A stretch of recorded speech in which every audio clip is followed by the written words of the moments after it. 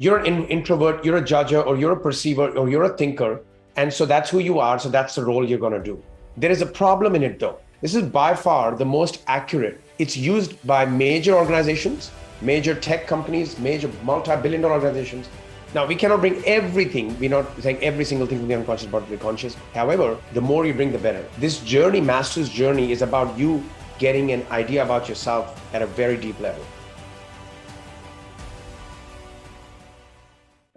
So we'll make sure you have that, and the rest have got the paper ones. Even if you've done it, who is the ones who've done Myers-Briggs before? How long ago? No, sorry, only students, not the coaches, only students.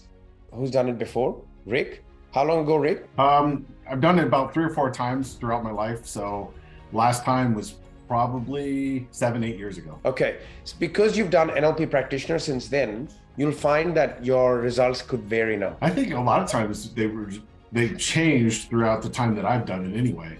Correct. So the history of that is that there were 2 ladies. One was with the name, surname Meyer, and one was Briggs. And they were actually both students of Carl Jung. Did you guys know that? Anybody know that? Yeah, they were students of Carl Jung. And so they, based on the learnings they had from him, they established that due to life experiences or certain behaviors or whatever have you, that people were oriented in certain ways. They didn't process it as though these are filtered. But we know from an LP perspective, due to life experiences, people are more predispositioned to be one way or another. This is by far the most accurate. It's used by major organizations, major tech companies, major multi-billion dollar organizations, right down to, as you can see, Rick, have you been in the military? Was it used in the military? Well, it was used in 2 things. It was used in military when I went to the Command and General Staff College. It was also used when I was, I think, a captain, and then I did it in the police department when we first started. There you go. And then also I did it again when I was in the master's program of psychology.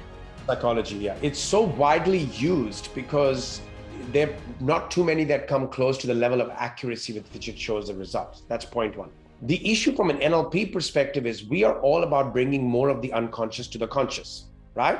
Which is also what one of Carl Jung's philosophy was, if you will. Carl Jung famously said that if you don't bring the unconscious to the conscious, you'll end up calling it fate. Now, we cannot bring everything. We're not saying every single thing from the unconscious about the conscious. However, the more you bring, the better. I don't know who is the business owner here. Chad, did you use this in your company at all? You don't? Okay. Have you done it with yourself before? I have done it once before, correct, but not within an organization. Okay. Well, you're going to get a couple of, along with this is another tool that you'll get. I think that'll be very useful for you to use in your organization. Very, very useful. Because the more you know you're going to know the more unconscious filters, which they may not know either. So the reason we use it here is there's 2 reasons we use it here. 1, this journey, master's journey, is about you getting an idea about yourself at a very deep level.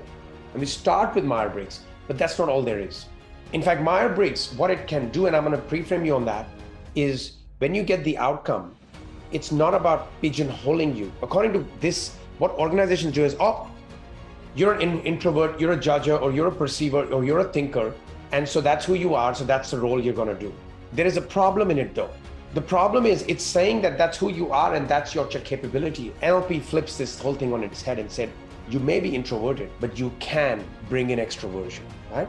That's just 2 sides of the coin. So we start with this, but then we take you down the journey of knowing what to do about it. Ben? So I took this test once. It's just really confusing because both can be applicable depending on the situation. I mean, one of them said, would you rather be an astronaut or a salesperson? I mean, to me, I was like, well, yeah, heck yeah, I'd love to be an astronaut. But it's for a salesperson position. This was years ago. But I'm assuming you're just supposed to answer these what best suits you. I have always felt both answers apply depending on the situation. So what's the best method? Yeah, both the answers apply, but there's always one you would lean towards more. When you said, hell yeah, I would be an astronaut, I'm like, shit, that's way more persuasive, way more convincing to me than when you said salesperson. Now, you may be okay being a salesperson too, but there was this energy that came in with astronaut. I think you'll know internally, if you had a choice between the 2, which one would you pick? No, absolutely. Yeah, absolutely. Go with that thinking, right? That's again your journey of getting more out of your conscious mind and saying, okay, I trust this is where I would go if I had a choice.